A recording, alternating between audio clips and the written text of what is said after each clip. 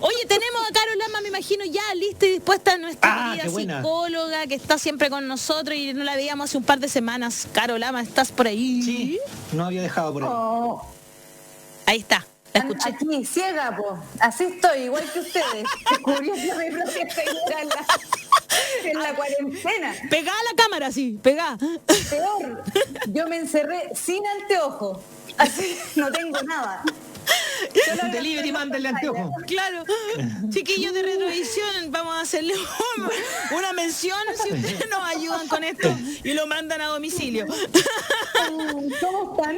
Bien, bien. ¿Cómo va la salud mental del equipo? Quiero saber yo. De todo, de altos y bajos.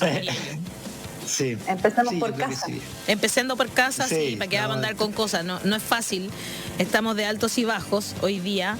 Y la verdad es que yo creo que no está fácil para nadie, ¿no? Por eso quizás el gobierno también sacó este instructivo sobre la salud mental del que tú leíste, tuviste acceso a él, y vamos a conversar sobre eso con Caro. Pero antes de entrar en ese tema, vamos a hablar con Nicole Rojas. Ella pertenece a Rompiendo el Silencio, que es una agrupación lésbica y que hicieron un estudio muy interesante, pero muy interesante. Nicole, bienvenida a La Voz de los que Sobran. Este estudio se llama Violencias y Discursos de Odio en Línea. Hola, Nicole. Hola, Ale. Hola, Daniel. Hola a todos que están conectadas en esta mañana. Hola, Caro. Muchas gracias, Nicole. Primero agradecer la invitación. No, gracias a ustedes por la invitación, por ser un medio de difusión del trabajo que nosotros estamos haciendo. Este es el segundo estudio que hacemos como agrupación lésbica y bisexual Rompiendo el Silencio, en esta necesidad, cierto, de levantar datos específicos de la población lésbica y bisexual en Chile. Claro, porque se ha hablado mucho de violencia de género, por ejemplo, desde el punto de vista de las mujeres. Hay campañas, ¿no es cierto? Hay números de teléfono, pero bien poco se ha hablado sobre violencia que tiene que ver con el mundo LGBT, ¿no? Claro, mira, primero me voy a referir a algunas cosas que considero importantes como para contextualizar. Ya. Bueno, primero lo más cercano que tenemos como prevención, que tampoco es preventiva, es la ley antidiscriminación, la 20.609, que lastimosamente se crea a partir del caso de la agresión a Daniel Zamudio en el año 2012. Claro. Agresión y asesinato, ¿no? En el estudio que nosotros hicimos en el año 2018, que publicamos en 2019, descubrimos que el 75% de las mujeres lesbianas y bisexuales señalaba haber sido acosadas en la calle. Ahora, lo importante de esto es que la primera acción es la que viene del hogar. Ya. Dicho esto, y después de haber mencionado este contexto, ¿cierto?, de discriminación, el año pasado, no sé si ustedes recuerdan, el 13 de febrero específicamente, la joven Carolina Torres, una joven lesbiana de Pudahuel, es agredida junto a quien era su polola de ese entonces, y eso, la joven terminó también en la posta central con una fractura craneal, tiene consecuencias hasta el día de hoy, tanto físicas como psicosociales. Y bueno, lo que hicimos con este estudio, que es sobre violencia y discurso de odio en línea, que además justo caló súper preciso con el momento tan digital que estamos viviendo, fue mirar la conversación social en Twitter de qué se decía respecto de la agresión sufrida por Carolina. Y de ahí descubrimos varias cosas que son súper interesantes. Por ejemplo, lo primero que me gustaría mencionar es que existe aún una brecha de género. Tenemos esta idea de que estamos todos súper hiperconectados y en realidad las mujeres tenemos un 20% menos de acceso a las tecnologías. ¿En serio? Inclusive, estos son estudios de género de la de CEPAL, de las mexicanas, que son las que organizaciones mexicanas son las que tienen más estadísticas. Perfecto. Y porque de hecho las estadísticas que tenemos del Ministerio de la Mujer y Equidad de Género, la verdad es que ninguna apunta a estos aspectos. Y lo interesante de esto en el fondo es que, un ejemplo súper concreto, en la localidad de Licanray hay solo una calle que tiene internet. ¿Ya? Entonces ahí estamos viendo el tema de las barreras de acceso a internet. Entonces, también está otra discusión que es que no somos nativas digitales. Y cómo nos involucramos en este nuevo, Internet se viene a configurar como un nuevo espacio público, donde las mujeres nos estamos insertando. Y ahí también se dan dinámicas de violencia. Una de las cosas interesantes que también creo importante destacar es que la violencia que se da en los espacios en línea, efectivamente, y ahí la psicóloga podrá también comentarlo, tiene una consecuencia real en la vida de quien recibe este hostigamiento. Absolutamente. En este caso, en el caso de la agresión de Carolina Torres y cómo se dieron las interacciones en Internet, descubrimos que si bien había un gran volumen de tweets de 13.055, nosotros lo que hicimos fue separar las nubes conversacionales. Es decir, aquellos que estaban a favor, la información que era netamente como de medios de prensa, aquellos que estaban en contra y la categoría que se llama en construcción, que es donde precisamente se concentraron los discursos de hoy. Y aquí viene lo medular del estudio. Sí, aquí leo algunas de las cosas que ustedes ponen. Bien heavy y vuelco total. Si esta niña Carolina Torres está en el hospital no por su orientación sexual, sino por su delincuencia. Que sea lesbiana es solo anecdótico. Sin embargo, le han sacado el jugo mediático.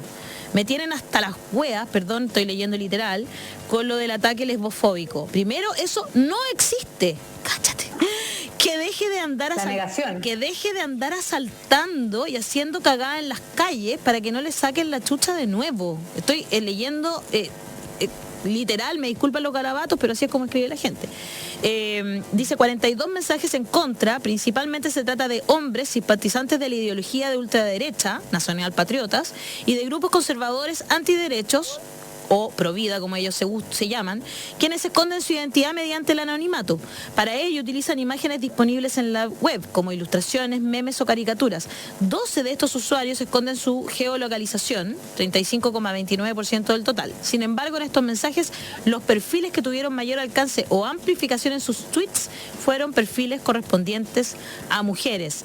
Palabras que usan: violencia, agresión, cobarde, familia, solidaridad. Eso es a favor, pero en contra: flight, pelea, barrista, rivalidad, manipulación. Nicole, que es bien fuerte aquí, lo que estamos leyendo, ¿no? Aquí lo principal que nosotros notamos es que la externalidad de la violencia que nos atrae a mujeres lesbianas.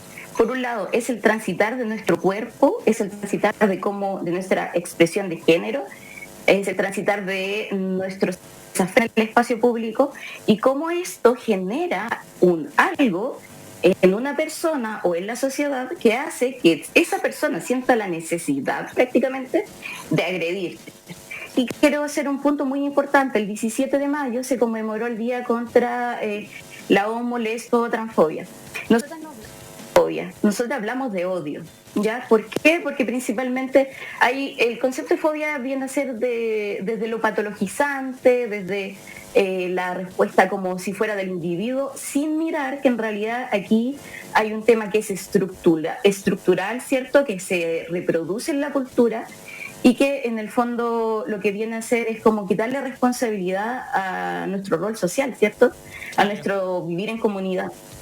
Y en este sentido, los mensajes que tú leíste, lo más curioso es que es muy difícil buscar estos discursos de odio, porque en el fondo a veces el uso del lenguaje es tan sutil que no te permite identificar si la persona está hablando en talla o no, si está siendo sarcástico o no. Y de hecho lo más importante cuando tú lees estos mensajes es que justifican la agresión, la frivolizan, que es tremendo, o sea, el tema de frivolizar, y además la naturalizan. Hay una fuerte naturalización, principalmente por el componente de clase, porque a Carolina se le tilda, no se refiere tanto a la orientación sexual, sino que sí se refieren a que ella era simpatizante de un grupo de fútbol. Cacha.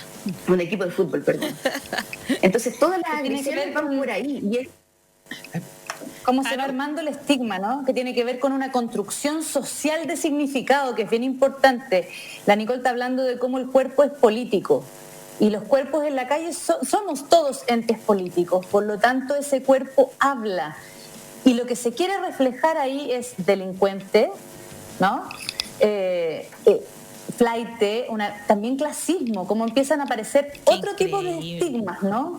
Y es interesante que tú hables de odio y no de fobia, porque así como se habla de tolerancia con los grupos homosexuales, también es una palabra no creo que ningún homosexual quiera ser tolerado.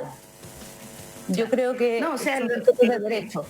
Exacto. Eso, lo que nosotras como agrupación lésbica Rompiendo el Silencio siempre indicamos, nosotros queremos avanzar en una sociedad activa en derecho pleno y libre y una vida libre de violencia. En el fondo es de eso. Cuando las lesbianas nos enfrentamos, por ejemplo, a procesos judiciales, inclusive ya ha pasado un año desde que se tienen a los responsables de la agresión a resistencias del sistema judicial para poder acceder a esta justicia, ¿cierto? En el caso, uno de los casos más emblemáticos que tenemos es el asesinato de Nicole Saavedra Vagamondes, una joven lesbiana asesinada en la región, en la quinta región, la región de Valparaíso, al interior de la quinta región. El Melón, ella vivía y su cuerpo fue encontrado en Limache, si no me equivoco, ¿no? Exacto. Sí. Estuvo durante 3 años, hubo al menos 4 cambios de fiscales. Claro. La familia no va a protestar a la fiscalía junto con los grupos lesbos feministas convocados del territorio, todavía no tendríamos ningún avance. Y en el fondo, y esto es porque también la violencia es simbólica y la violencia y las barreras de acceso a la justicia también se van entrampando acá.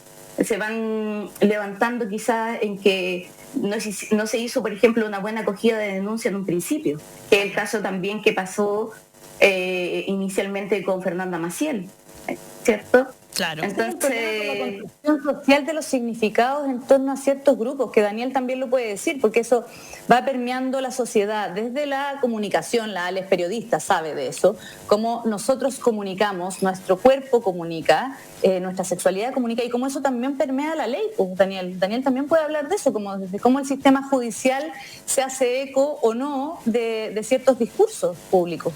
Yo creo que el sistema judicial no está exento de estas como discriminaciones, miradas, claro, discriminadoras. Es igual que el resto de la sociedad, y en ese sentido está compuesto por hombres y mujeres que también tienen esos mismos problemas de adaptarse a los nuevos tiempos, de ir viendo que somos todos sujetos de derecho, y que, como bien dice la Caro, aquí no hay que tolerar, aquí son sujetos de derecho, y eso están en todos los cuerpos que funcionan en la sociedad, y insisto, el Poder Judicial no está exento. Ahora, yo no conozco el caso de lo que está contando de ahora Nicole Saavedra. Yo lo conozco muy bien, porque hice un reportaje al principio. Último, eso, de Nicole Saavedra. No, el que está, la niña que está, que tuvo...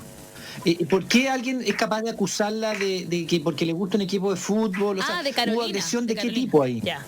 De Carolina. Sí. ¿Qué pasa? Porque, perdona Nicole, pero me quedan dudas, no de lo que tú me dices, sino de lo que pasó, porque no conozco los hechos. ¿Me explico? Sí. Entonces, tú me has dicho que fue una agresión por el hecho de su condición sexual, digamos, que a mí es problema de ella, y que sea feliz, eso es lo que uno espera. Claro. Pero ¿por qué alguien la agrede por eso? ¿En qué condiciones? ¿Por qué la acusan de que estaba robando? Sí. ¿Me podía explicar un poco para poner el contexto? Claro, eso, porfa. Sí, bueno, a ver, en el caso de Carolina, ustedes en el estudio, nosotros hicimos una cronología, lo pueden revisar en detalle también. Pasa que uno trata de sintetizar la información para poder comunicarla, pero bueno, esto fue en la noche previa al 14 de febrero. Carolina iba caminando por una de las calles cercanas a su domicilio, creo, si no me equivoco, estaba alrededor de unas 3 cuadras de su casa. Y Carolina, como es hincha de la Universidad de Chile, iba con su camiseta de la Universidad de Chile, con la polola, pero el primer abordaje de estos dos sujetos que al verla de la mano con la polola es un insulto de lesbodio, ¿cierto? Se refieren a la orientación sexual, y ahí eso también es importante, es orientación sexual. Se refieren a la orientación sexual de Carolina y a su expresión de género, porque además Carolina, con prendas que culturalmente podemos entender como masculinas o que históricamente hemos asociado al género. Y además ella usa, ¿cierto?, el pelo corto, ¿no es cierto? Jockey, claro, un poco eso es lo que hace referencia. Es lo que nosotros reivindicamos. Exacto, es como lo que nosotros reivindicamos como la identidad camiona, ¿cierto? Claro. Que es, la camiona es esta identidad que se sitúa en el espacio público con este pelo corto, ¿cierto? Como lo que pone en tensión la identidad masculina, ¿ya? No necesariamente es una mujer lesbiana que quiere ser un hombre, sino que él es la ropa que le acomoda. Exacto. con la que su expresión. El tipo la agrede verbalmente. Claro, primero verbalmente. Primero. ¿Ya? Inicialmente, ¿Y después ¿Ya? Y después ahí obviamente Carolina le dice que no las molesten y sí, después la manda a freír mono, obviamente, con toda razón. Claro. Después de eso empieza la agresión física. Y la golpea. Y bueno, Carolina termina con una fractura de cráneo. De hecho, el caso es... ¿Y el tipo está identificado? ¿Está preso? ¿Está...? Sí, son 2 hermanos, hasta la información que yo manejo es que están en prisión preventiva, que iba a haber ahora en marzo la formalización, no la formalización, la sentencia probablemente. Ya. ¿Pero hubo juicio ya? Ya hubo juicio ya. No, se pospuso. Ya. Se pospuso. Es que ese es el problema. Donde empezamos a posponer, entonces se dilata el acceso a la justicia, la víctima es revictimizada, además. Entonces, pero lo que quería además referirme respecto del estudio, que se basa en esta agresión, ¿cierto?, es las ciberviolencias. Porque, y aquí es donde quiero dar ciertos tips de tecnoresistencia. A ver, ya me parece muy importante eso. Pero, nuevamente, agradecer a la tecnoresistencia. Bueno, Ale, tú... Eso, vamos. Las tecnoresistencias. Bueno, Ale, tú eres una de nuestras aliadas en tanto feminismo, en tanto las causas que sean conducentes a la obtención de derecho pleno. Y resulta que el estar más expuesto en redes nos hace también ser más expuestos a sujetos de ataque. Claro. Sujetos y sujetas de ataque. Claro. Cerca del 15% de la información que hay en Twitter, según un estudio de la BBC, responde a bots. El tema es que en el estudio de Carolina nosotras tramos bots, ¿ya? ¿Qué es un bot? Es una cuenta de Twitter que es programada y ahí chin platín. Y esto es lo interesante porque en el fondo las cuentas que son del rechazo, de la ultraderecha, de grupos antiderechos, de fundamentalistas, tienen todos ciertos componentes similares que uno podría pensar que son bots, pero no lo son. Porque nosotros hicimos el trabajo de pesquisar cada una de las cuentas. Qué interesante. ¿Ya? Entonces, por ejemplo, si yo estoy siendo víctima de acoso selectivo, lo primero siempre es denunciar y bloquear la cuenta. Nunca poner y citar a la persona y sacar, sino que hay que sacar el pantallazo y decir, por ejemplo, en Argentina le dicen, este es el machitrol de la semana. Y todos van denunciando. Eso, la profe Pati Peña lo explicó cuando nosotros hicimos el lanzamiento de este estudio, y es que uno va adiestrando los algoritmos, o sea, el robot de Twitter, ¿cierto? Va adiestrándose y decir, mira este componente, mira esto otro, entonces esta cuenta tengo que darla de baja. Porque además nosotros ponemos nuestros datos confidenciales, ¿cierto?, en estas plataformas.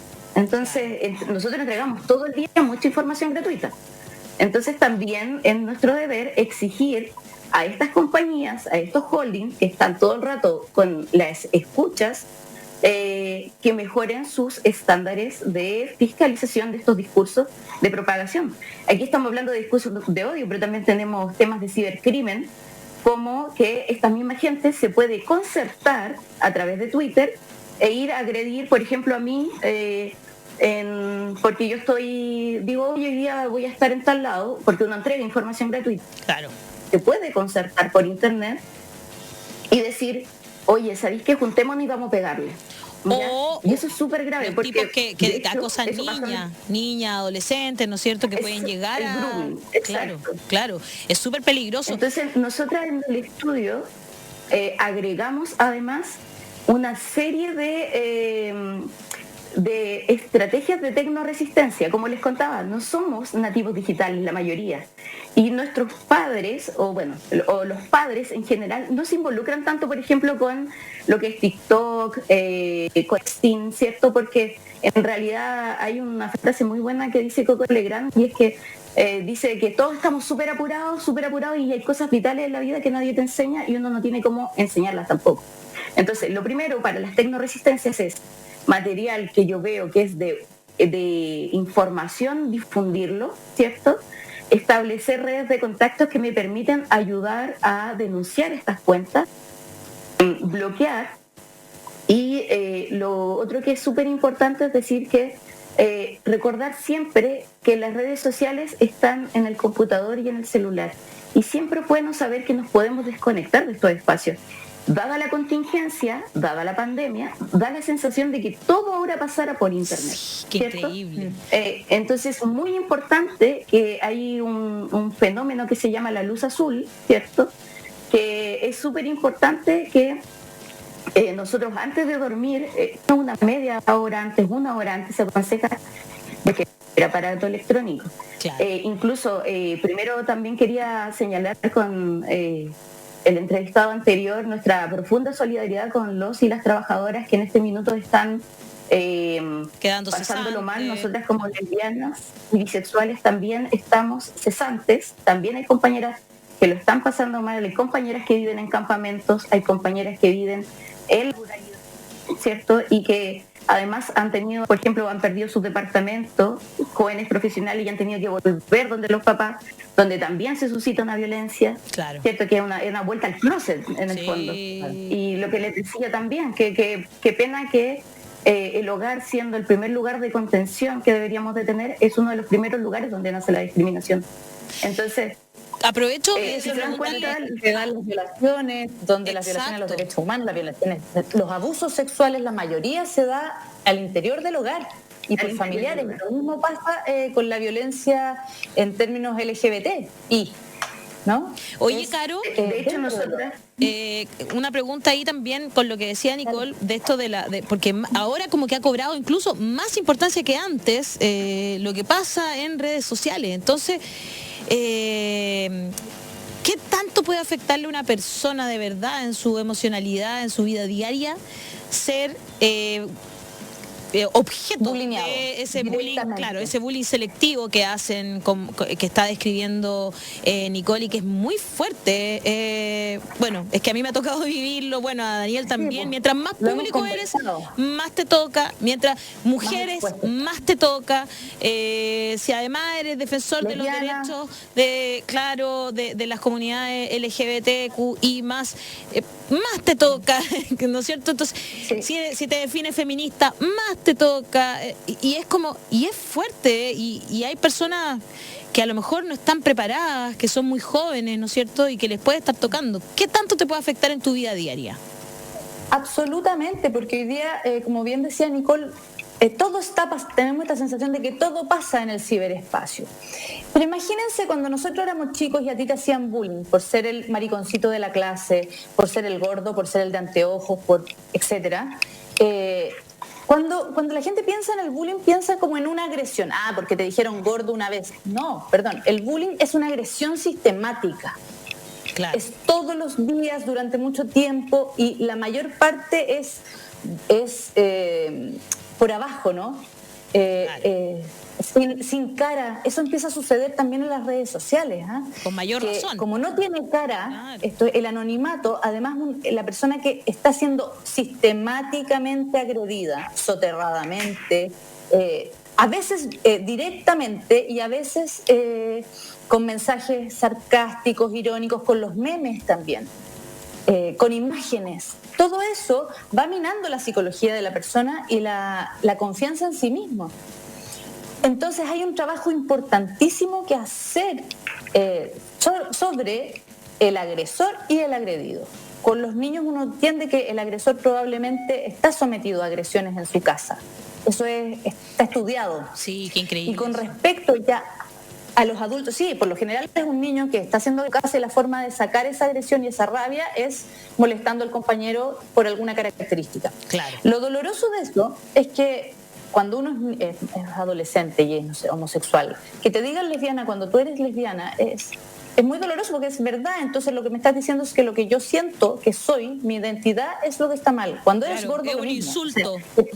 ¿Cómo? Es un insulto. Claro. Tú eres gordo y entonces el niño que dice, y soy gordo, y 4 ojos, y soy 4 ojos. Y lo que pasa es que los papás o el entorno, incluso los colegas le dicen, no, pero es que está bien ser gordo, o está bien tener 4 ojos, o está bien, tú no tienes que hacer caso. Ya, pero ¿cómo nos hago caso a un acoso sistemático de una identidad mía, de una característica mía real? Cuando a mí inventada, ¿no? Me echaron de la red, el perfil, que fue por un acoso sistemático de Twitter, digamos, por una frase que yo había puesto en una conversación. Yo le contaba a la gente, yo no me quiero hacer la víctima ni nada, sino que estoy tratando de ejemplificar, porque yo sentía como si de verdad hubiesen sido golpes. ¿Me explico? Cada una de las frases que me ponía la gente, y yo cerré la cuenta de Twitter con 500.000 de seguidores, me importó un comino. Así es el dolor, o sea, es como una cuestión real. No sé si te ha pasado, Daniel, tú que este último tiempo has sido seleccionado por los esos que estaba describiendo. ¿Está de moda? Estuvo de moda, que sí, porque es como esta periodista, este abogado son lo peor. A mí me, y Daniel ha llegado a ser psicóloga que defiende. Exacto. Que defiende la ideología. Una cuestión más bien política, digamos. Lo sientes, a veces yo lo sentía como físicamente, te lo juro. No sé si a ti te pasó. Yo no, porque es como política, entonces como es política, y yo te explicaba recién que mis cortafuegos, digamos, son, uno se pone cortafuegos, no sé si se puede decir la Nicole y la Caro, pero los cortafuegos que uno se pone, yo por lo menos, como el ataque mío es político, yo descalifico para el otro lado, no sé si estará bien, estará mal, yo digo, este pinochetista no vale la pena porque los pinochetistas son personas que están mal de la cabeza, nadie puede defender a un dictador, chao. Claro, indefendible. Entonces ya, ese tipo se invalida a sí mismo. Y el otro, cuando me ataca también gente derecha que no es pinochetista, es, este señor está defendiendo sus privilegios, no quiere realmente llegar a la verdad. Entonces, claro, esos cortafuegos que uno se pone, me sirven a mí, en lo particular, estoy hablando de mí mismo, claro, para decir, ya, esto sí me puede doler o esto no. Entonces, la verdad es que de los que, obviamente, que si alguien te llega y te cuestiona de forma inteligente, uno dice, a ver qué pasó acá, sí, podría tener razón, puta, la cagué. No, pero en general, insisto, los que me atacan es por cuestiones políticas, y esas cuestiones políticas son mismo, claro. Gente de extrema derecha que me dan lo mismo, o gente que defiende sus privilegios. Entonces, me la hacen fácil, en verdad. Ahí vamos, claro. Hay una diferencia, ¿no? Ahí, Nicole. Tengo ese privilegio. Y Caro, que me gusta lo que dice Daniel, porque justo va al fondo, al meollo del asunto. Tengo la impresión que cuando somos mujeres, como que se nos ataca en cosas más íntimas. O sea, yo parto por ser guatona, perdón el garabato, pero parto por ser guatona culiá. O sea, claro. O inculiable. Una vez salió una señorita lesbiana porque te falta, claro, no conoces el buen, ¿no? No lo conoces. Claro. Sí, de hecho, como las varias cosas, las violaciones correctivas. Sí, las violaciones correctivas que se dan. Han hecho un trabajo precioso. ¿30 años llevan? Rompiendo el silencio, ¿cuánto lleva ya, Nico? 18 años. 18 años. Sí, 18 años. Estuvimos de cumpleaños el 14 de mayo, desde que nace el proyecto de Rompiendo el Silencio y Conversación de la sociedad civil organizada. Estamos operando desde el 2013 a la fecha. Han hecho un trabajo en visibilizar este tipo de cosas, como las violaciones correctivas. O sea, imagínate la intimidad. La identidad sexual es tu identidad. Es lo más íntimo. Claro. Ahora, yo quería agregar varias cosas que ustedes fueron diciendo mientras conversábamos. Bueno, una de las cosas es que el anonimato en redes es una falacia. Partamos de ahí, de que en realidad todo es absolutamente trazable. Toda nuestra información en redes, lo hice yo, que no soy ingeniera informática, que soy socióloga, que me metí en esta investigación de cabeza a aprender, que consulté con mucha gente. Este estudio es el esfuerzo también de Doris Quiñimil, que también participó en la creación de este estudio, ella es psicóloga. Lo que hicimos en el fondo fue revisar cada una de estas cuentas. De hecho, ustedes el estudio y sale cómo se comportan, ¿cierto? Cómo se configuran. Una de las cosas importantes que señalaron ahí también es que el cómo yo recibo esta violencia. Efectivamente, Daniel tiene una percepción de esta agresión diferente. Tiene primero un capital cultural que le permite mirar y decir, en realidad esto no tanto, y como él decía, estos argumentos son bien pobres. Entonces, pero ¿qué pasa, insisto, con las personas que no son nativas digitales, que no tienen el acceso, los boomers, por ejemplo, que son personas que no se manejan bien en Internet y que no logran entender la sutileza y que están siendo atacadas? O en el caso de más específico de los adolescentes, incluso de la infancia y adolescencia trans. Tenemos varios casos de suicidio. Chile tiene una de las tasas más altas de suicidio adolescente a nivel mundial. De hecho, se quintuplica en adolescentes en Chile. Hay también organizaciones de las que somos aliadas, los estudios que ha realizado, por ejemplo, Todo Mejora, donde dice que aquel estudiante que es LGTBI y está siendo atacado en bullying, el 70%, 80% le comunica esto al docente o al personal de la escuela, y ese personal no hizo nada para detener esta acción. Visibilizado. Entonces, absolutamente, porque y también es más fácil, yo no tengo conocimiento. Claro, y también es más fácil decir, es que yo no tengo conocimiento, no sé cómo abordarlo, más allá de las circulares ministeriales.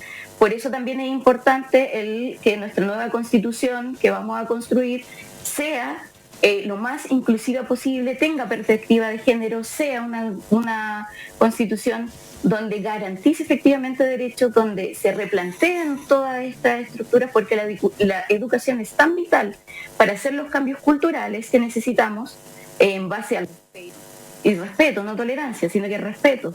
Y aquí también hay otra cosa, que cuando nosotros hablamos de los discursos de odio en línea, rayamos con o limita mucho con la libertad de expresión. Y perdón, pero aquí yo tengo que ser tajante. Un discurso de odio es un discurso de odio y no va a validar la libertad de expresión. Esas son cosas que en realidad pudiéramos sentarnos a debatir, quizás no ahora, en otro momento, que la línea está... La paradoja de la intolerancia, ¿no? De la tolerancia. No, exactamente, efectivamente, no son lo mismo. Y lo otro también que quería mencionarles como para ir como englobando todo esto es que ¿por qué Rompiendo el Silencio hace estos estudios? Porque efectivamente no hay una política pública de Estado que debería, porque Chile le encanta hacer tratados internacionales pero no los ratifica, como para cumplir con estándares internacionales. Eso se le ha dicho en varias veces a los legisladores, que necesitamos chileno levante estadísticas específicas. Por ejemplo, a través de la CONADI tenemos información sobre cuántas personas en situación de discapacidad hay, tenemos información de cuántas personas provenientes de pueblo originario hay, pero no tenemos una cifra, por ejemplo, de personas de la diversidad sexual, de la disidencia sexual. También es difícil la información estadística que sea de calidad, porque somos una población oculta en cuanto a la metodología, sociología, etcétera. Pero ya podemos ir levantando, por ejemplo, algunos datos con la ley antidiscriminación, podemos ir levantando algunos datos con el acuerdo de unión civil, pero no todo pasa por la institucionalidad. Es súper importante, por ejemplo, que el INDH, que es un organismo autónomo, que es un organismo de Estado que es autónomo del Estado, debiese de tener una presencia de carácter nacional, quedó en evidencia desde el 18 de octubre en adelante, donde sea también un organismo de fiscalización y sobre todo de promoción. Y aquí también quiero hacer el énfasis. La ley no es ingeniería social, la ley siempre está llegando tarde. No porque hay una ley, por ejemplo, antidiscriminación, no nos van a discriminar. Exacto. No porque digan no le peguen a los gays, lesbianas y personas trans, no nos van a pegar. Eso tiene que ver con la educación, que es un poco lo que hemos hablado acá en La Voz de los que sobran, ¿no? Cómo educar emocionalmente desde pequeños. O sea, yo no voy a ir a educar a alguien de 50 años, que lo podemos hacer perfecto porque uno aprende hasta el último día de su vida, ¿no? Pero la educación desde la temprana edad, y esa es la forma de prevenir que esto siga pasando. Claro, una cosa cultural, no una cosa... Deslegitimar el abuso en general, que está normalizado en Chile.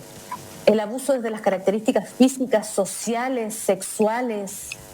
Es así de profundo y eso puede minar la vida de una persona, la puede llevar al suicidio, lo que está diciendo Nicole. O sea, el suicidio adolescente por razones de orientación sexual es increíble. Uno lo ve en la consulta y uno lo ve en las estadísticas. Exacto.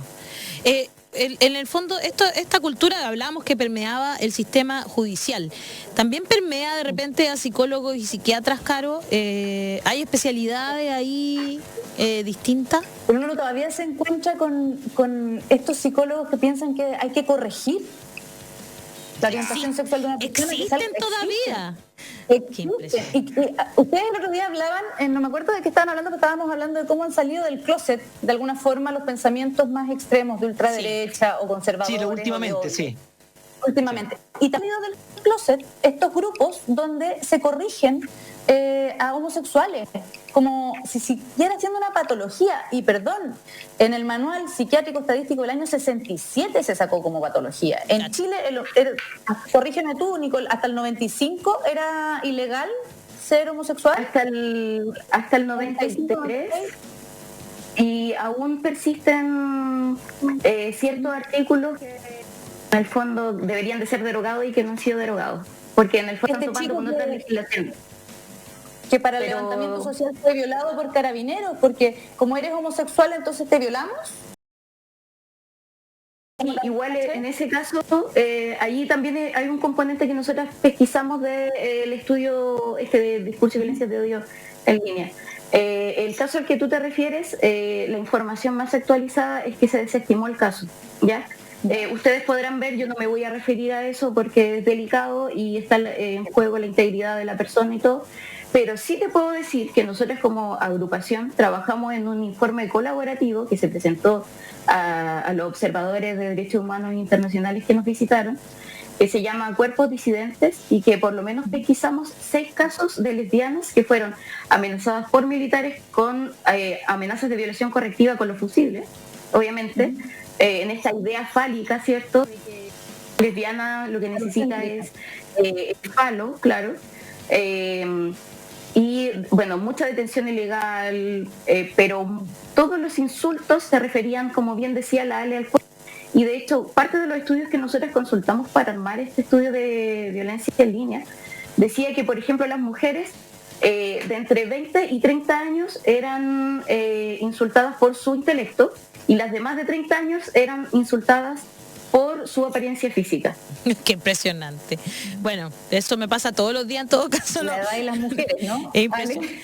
Se pasó. Es como, y tú, guatona, ta. Y tú, guatona, pa. Y tú, negra, india. Recuerdo una vez estar en televisión, llamó por teléfono el hijo de Bombalé y me dijo, en solo una frase, me dijo, fea, guatona, india, probablemente comunista. Ese era el otro insulto.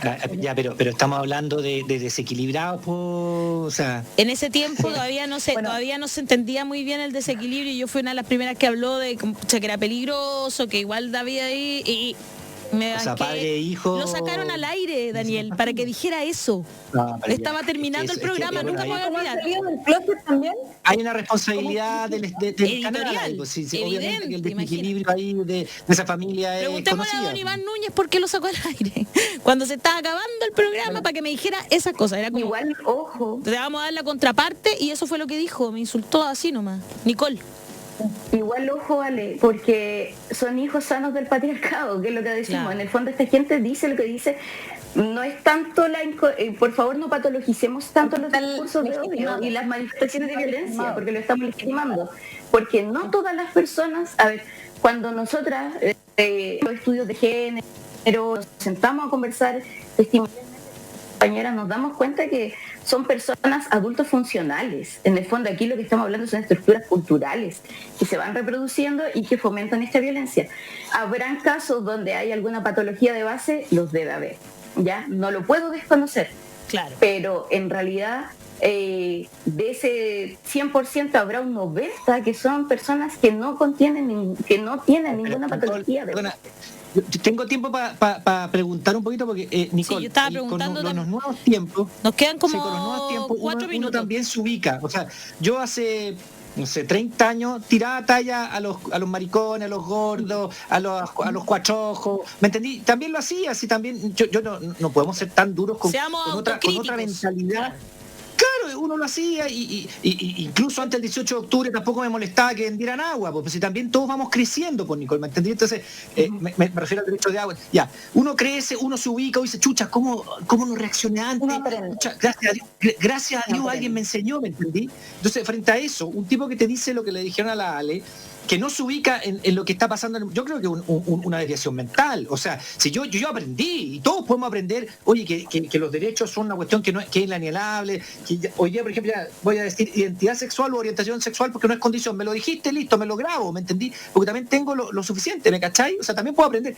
Si yo le digo a alguien que tú eres guatona, no sé qué, nada, yo creo que hay una cierta... está aquí, o sea, si ese tipo no es capaz ni siquiera de crecer un poco con la sociedad, de ir viendo que los derechos es una cuestión que todos tenemos que ir respetando, los niños que antes nos golpeaban para educarlos, hoy día obviamente todos decimos que no. ¿Me cachai o no? La Nicole toca un punto súper importante. Se quedó un poquito en el pasado.